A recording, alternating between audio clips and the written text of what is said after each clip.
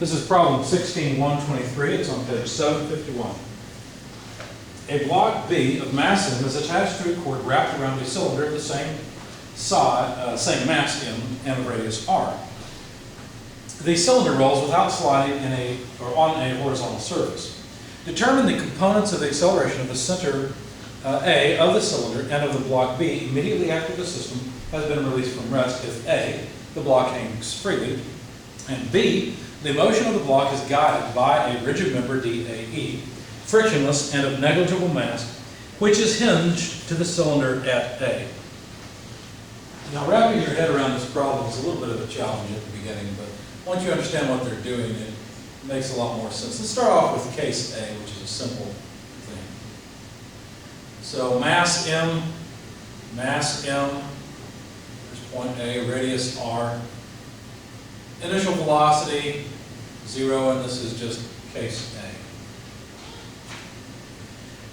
A. And by the way, this is what's been given. So for case B, things are just a little bit different. Here we've got the support, we've got the wheel as before, we've got the weight as before, and everything's like it was, except now we've got this extra piece that has no mass. Now it's hinged here, and kind of looks like a question mark or a shepherd's hook or something, but it goes like, let's see, I'll try to make it touch the mass. There we go. And the shape really is not all that important. Here's what's really important about this. As the wheel rolls, this question mark shape stays upright. The way it does that is, while the wheel can roll on this point is fixed to the shepherd's hook or the question mark. So this point can't slide along it, you see? And so basically the whole shepherd's hook can't rotate. Now, the shepherd's hook doesn't have any mass or any inertia or any of those things. Its sole purpose is to transfer force. Notice that in this case, as the mass started to fall, that would make the wheel start to accelerate, and so the wheel would start moving to the left, but the mass wouldn't initially, right? In this case, as the wheel would start to accelerate, the shepherd's hook is going to force the mass to move forward at the same rate. So that's really what they're getting at here and what they're trying to get us to analyze. It's just some way of making the mass accelerate forward in the, well, I guess in the negative x direction at the same rate as the wheel or not. Right? So we'll start off with some free body diagrams. So for case A, let's see, we'll have the mass with its weight and tension in the string. Now be careful, the tension is not equal to the weight. If it were, the mass would not accelerate in the vertical direction. But that's then equal to the mass times acceleration in the y direction of the block, okay? For the wheel, we'd have weight acting downward, whatever the weight of the wheel is, tension acting off the side over here, and I'll give that point a name. I'll call it G, which may not be the best. It's not the center of gravity, I just call it G. The normal force is in this direction. Now think about the wheel. Which way does friction have to point? Well, if there were no friction on this surface, and this weight simply pulled down, the wheel would just rotate in place, wouldn't it? It would rotate counterclockwise, relative motion is in this direction, so friction's acting in the opposite direction. So there's our frictional force going from right to left. Okay?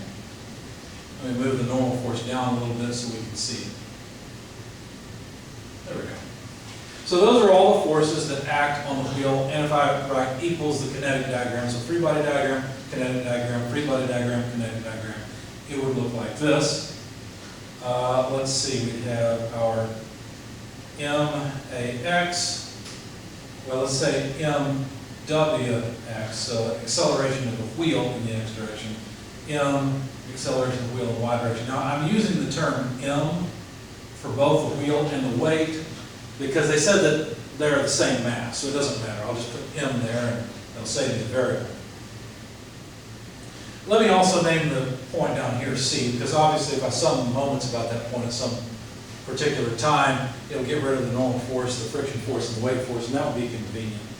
Let's consider B, though, now.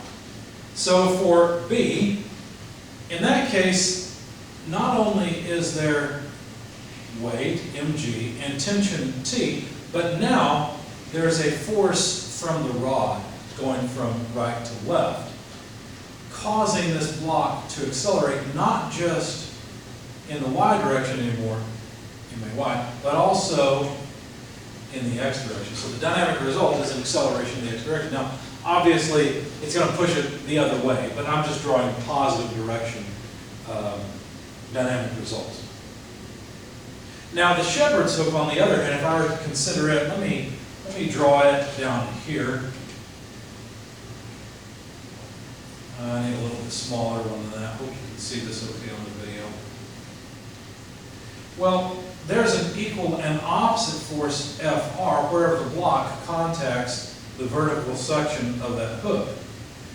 There are also forces here and here. Now, since this is a roller down here, dy, where the force, this point was called d, by the way, the force in the y direction is the only force at d. There can't be any force in the x direction because it's a wheel.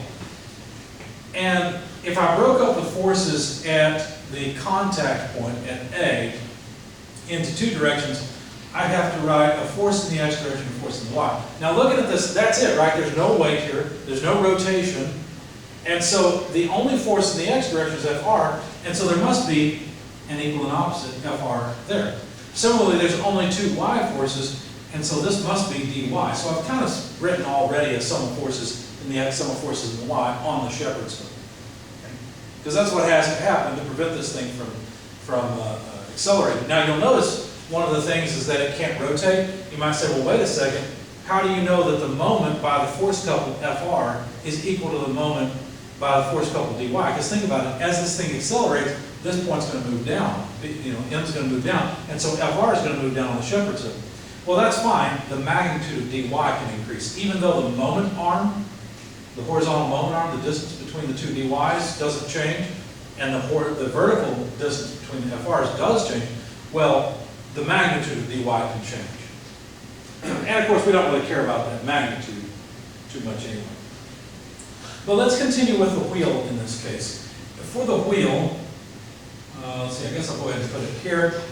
We would have all the same forces as before, right? We'd have tension T, weight W, normal force N, friction force F, but now we'll also have Fr, because look, equal and opposite force. This is point A, which is right here. From the shepherd's hook, we're going to have an Fr to the right. And that would be equal, again, to just, oh, and I forgot one term up here, I'm sorry. I forgot I alpha. So the dynamic result will be the same set, but different magnitudes. So M, A, W, Y, M, A, W, X. All right? So there are the free body diagrams. Now, before we jump into summing forces and moments, let's analyze kinematics. Let's relate some of these accelerations to one another, because certainly they must be accelerated, or must be related. So the acceleration in the x direction, if you think about it, the acceleration to, and I've got a problem here in my notes. I should have written negative AWX. If they're thinking of the wheel, regardless of what case we have, A or B, if there is a positive angular acceleration of the wheel, then the center of the wheel is going to rotate to the left, right? Since we are at rest, that's one of the things they told us, there's no initial velocity, whether it be angular or linear. And so if there's a positive angular acceleration, there will be a negative acceleration of the center in the x direction. So if I'm thinking about what's going on about C, well then all I need is that distance, right, which is the radius r. And so what I can write in terms of kinematics, there we go, is that negative AWX equals alpha r, right? Because if this accelerates, the magnitude, the linear magnitude of acceleration would just be a tangential acceleration, which is just an alpha r term. But of course they're negative. If alpha is positive, AWX will be negative. Okay. What else could we say? Well, if we look at point G, I'm really interested in the acceleration of point G because that would get at the acceleration of this weight, right? This point accelerating is the same as the mass acceleration. So what about if I relate that back to the acceleration of the point that I know, like C? At this point, we know that C is not accelerating, right? There is no acceleration because there's no velocity. So I could write that the acceleration of point G equals the acceleration of point C plus the relative acceleration between G and C. Notice I have picked 2 points on the wheel. Now it's a little bit complicated because really what I'm doing, if I draw the wheel, I don't really want to concentrate on the wheel, so make a dash line. If this is C and this is G, then I'm really interested in this line between the 2 points, right? Because that's what's going to determine the tangential and normal movement about C. So the acceleration of point C is, of course, 0, as I said, because the reason for that is that there's no angular velocity at first. Also, there can't be any tangential acceleration of C along the surface because it doesn't slip. So AC is 0. And the only thing I have then is the relative acceleration. So let's write it. AG with respect to C, normal direction, plus AG with respect to C, tangential direction.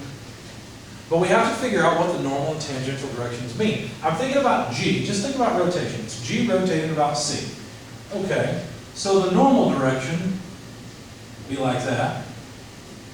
And the tangential direction, well, a positive alpha would generate a motion like this. So there's my tangential axis. Okay? Now, this is, of course, a 45-degree angle between here and the line that I've drawn, because these C and G are just quadrants. And so that gives me some information about the normal and tangential system. Basically, that it's something like this: normal, tangential. The normal piece is really easy because notice the wheel is not actually rotating. So this would just be an omega squared r, but it's not r, right? Because we need this distance. Let me call that distance something different. As a matter of fact,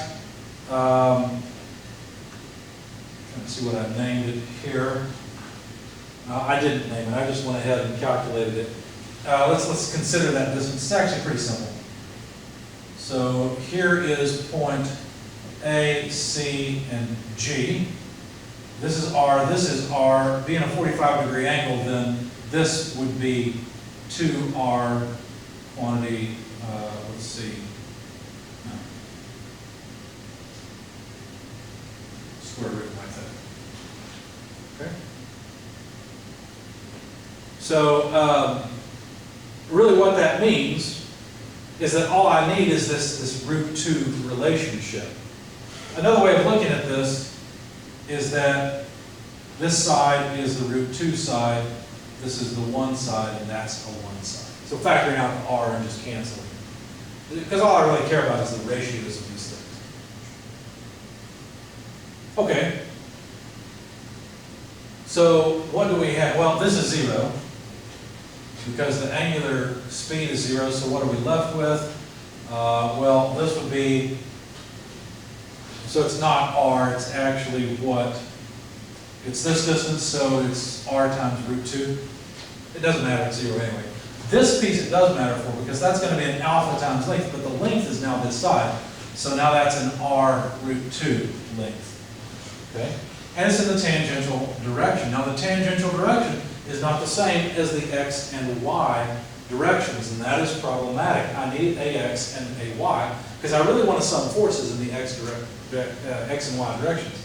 So I have to somehow project this vector, t, onto the x and y axes. And you can see how that's done, right? It's going to be a negative, as a matter of fact, you could just say t is equal to negative 1 over root 2i minus 1 over root 2j, just dealing with the vectors. If you don't remember this, you may want to review it, but it just comes from this, right? So another way of looking at this triangle is that this is the 1 over root 2 side, This is the 1 over root 2 side, and this is the 1 side. The hypotenuse is 1. The ratios are still the same. Doesn't matter. Okay? So if I'm trying to scale a unit vector in this direction, all I need is 1 over root 2. Since t has negative components in the x and y direction, that's where I get those two negative signs from.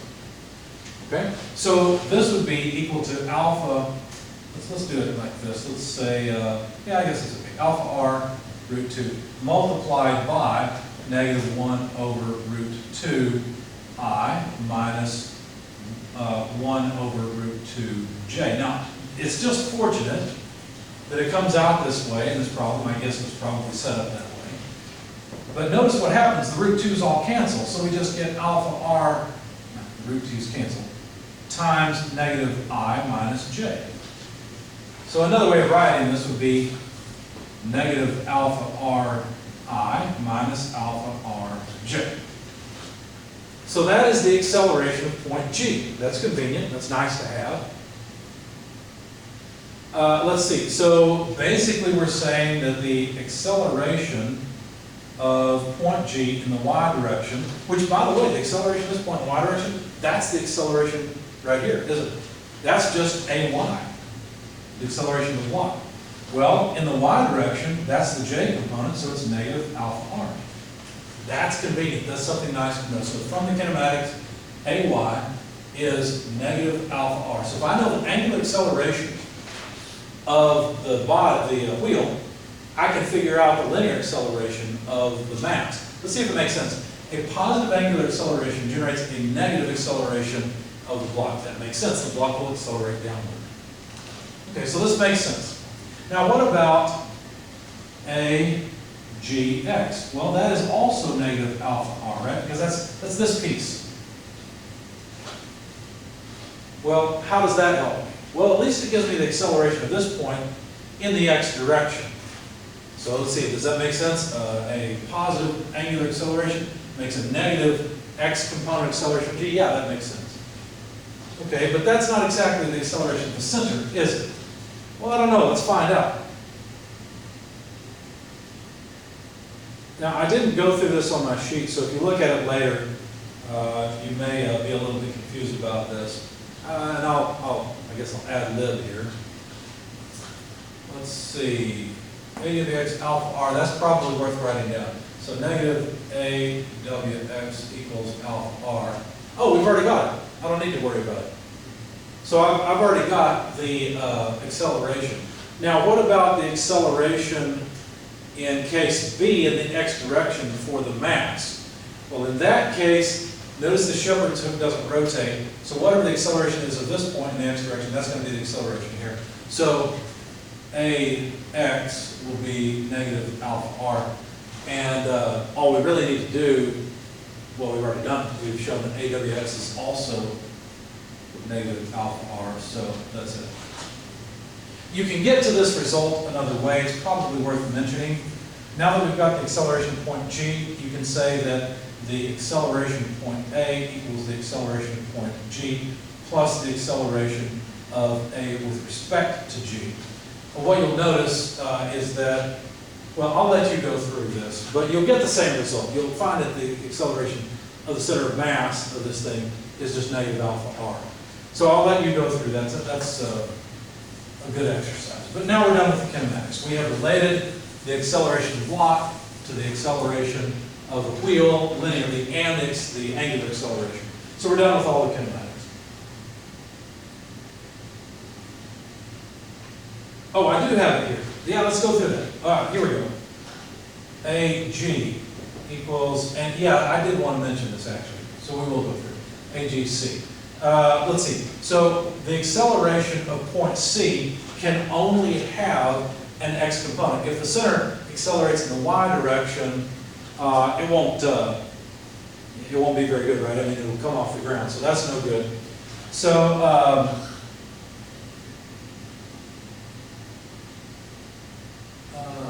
oh, you know what? No, that's not. That's C.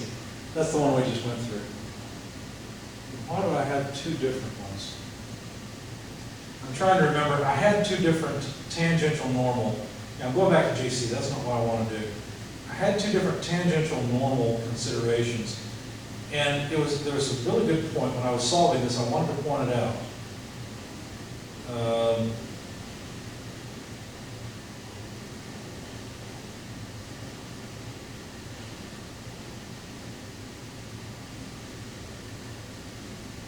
Oh, I know what it was.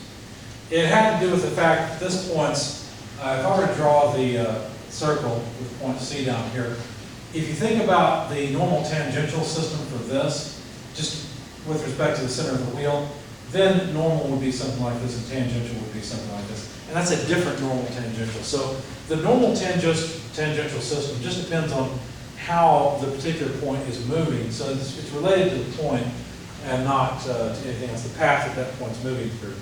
So really you can say it's at any angle in C, since C is not accelerating, but that's what I wanted to go through. Going back to the acceleration of the center, relating that to the acceleration of, say, G or C. I'll let you work that out on your own. But here's the result. AX equals negative alpha R. So yeah, we are done with the kinematic. So now for case A, let's start off by summing forces in the Y direction on the block. Okay? So on the block we'll have tension, upward minus weight downward, and that's equal to the mass of the block times the acceleration in the Y direction. Although that's also equal to mass times acceleration in the X direction. Notice that AY and AX are identical to each other, so we can make that substitution if we wish. Later on I'm going to use this, so let me go ahead and solve for the tension. It equals mg plus max. We call that equation 1. Now let's sum moments about point C on the wheel. So I'm summing moments about C because that'll get rid of the friction force and the normal force, it'll get rid of the weight too, and only involve the tension in the rope. So that's TR. But since I'm not summing moments about the center of gravity, I have to take not only I alpha, but I also have to include the moment of the dynamic forces. So about C MAY, which, by the way, of course, AWY would have to be 0. That's another kinematics idea because the wheel can't accelerate off the ground, but that's not important. It passes through C anyway. MAWX has a negative moment, so I'd have to say minus, let's see, the radius of the wheel times MAW sub X. Now, MAWX is also just AX, so let me make that substitution. Or I'll tell you what, I'll make it on the next line. So I is, let's see, what are we talking about? We're talking about the wheel, and I have not written down I for the wheel yet. So for the wheel, I is equal to mr squared over 2, since they didn't give us a radius of gyration. So let's make that substitution. Let's see, I want to make sure I follow my notes because I don't want to get off track here. Mr squared over 2, but alpha, what is alpha? Well, alpha is AX over negative R, isn't it? Or negative AX over R. So I can write negative AX over R for alpha, so there's that term. There's I. Now, minus RM, AWX is the same thing as AX. We could just call it the acceleration A, but there it is. And notice that one of these radii will cancel. There's still one left. It'll cancel. And then, solving for the tension in the rope, I would just divide the right-hand side by R again, and I would have negative MAX over 2. That's what's left after that R cancels, right? Negative MAX over 2 minus, divided by R, MAX. Now, you'll notice that we've basically got negative 1/2 minus 1. So that comes out to negative 3/2 MAX. But the tension is equal to this, right? So we can write from 1 that mg plus MAX equals negative 3/2 MAX. Notice the mass cancels. And we've got an AX over here, which when we move to the negative, I can't speak. When we move the ax to the other side, we get a negative ax. So that's minus 3 halves minus another 1. Well, 1 is 2 over 2. So that's minus 3 minus 2 is negative 5. So what that means is that g equals negative 3 halves ax minus 2 over 2 ax, move this to the other side. And so we end up with just negative 5 ax. That means that the acceleration in the x direction is what? Negative 2/5 of g. Now that's not really a surprise, right? If you know that the mass is going to fall. That means that we're going to angularly accelerate in the positive direction, and this point is going to move to the left, right? So this makes sense. Not only that, but ax is the same thing as ay. That means the mass is going to accelerate in the downward direction. Also, again, not a surprise. If you plug in the numbers, what you'll find, notice they didn't tell us if we're in metric or English units, so take your pick. It's negative 3.924 meters per second squared, or it's negative 12.88 feet per second squared. Take your pick, it doesn't matter. But there's the acceleration for case A. Now that was a hard-won battle, so let's make a note. The acceleration, again, it doesn't matter if it's x, y, or the center, they're all the same number, is negative 3.924 meters per second squared. I'm just going to keep the metric version. No point in writing both at this time. I probably shouldn't have erased my equations because I could have just modified them, but that's okay. So now let's go for case B. In case B, there's this extra force accelerating the mass that's falling downward. So for the block, let's say sum of forces in the y direction are equal to t minus mg, same thing we had before, equals m-ay. And so just as before, t equals mg plus m-ax. Okay? Now we need to sum forces in the x direction because there is a horizontal force. So negative Fr, that's the only force that acts on the block, it's in the negative direction, equals m-ax.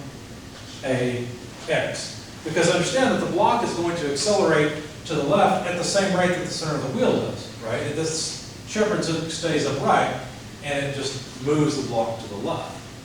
Okay. I'm going to call this one equation 2 and this one equation 3 since I've already used equation 1 earlier as an equation number. On the wheel, I'm going to sum moments about point C, again, taking counterclockwise as positive.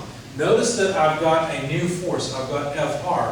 So when I sum moments about C, Fr will enter the equation. So not only will I have TR as I had before, but I'll have minus Fr times R. Okay? And then that will be equal to exactly what it was before, I alpha minus R m A WX. Now AWX is AX again, so let's just make that substitution from the very beginning. Of course, we can write T times R minus F sub R times R equals expanding I m r squared over 2, alpha, negative ax over r, just what we did before, minus r m ax. And now, you'll notice that we have t, don't we? T is mg max, so let's make that substitution. mg plus m a sub x times r, that takes care of that term, minus an fr, or minus fr itself, is max. So there's minus fr. You see I've substituted both the minus and the fr, that's why I have a positive here. But I need to multiply by r. So then that's equal to, let's see, negative m r over 2ax. Notice I canceled an r again, minus r m ax. Now notice I've got minus mrax over 2, minus r max. So this is what? Negative a half minus 1. So again, I get negative 3 halves. mrax. Okay? All right. Well, what else can we do? We've got an MRAX over here. We can move to the other side. That would be minus another 1. So 5 halves. We've got another MRAX here to move to the other side. That's another minus 1. So minus 2 over 2. So negative 7. And we're left with MG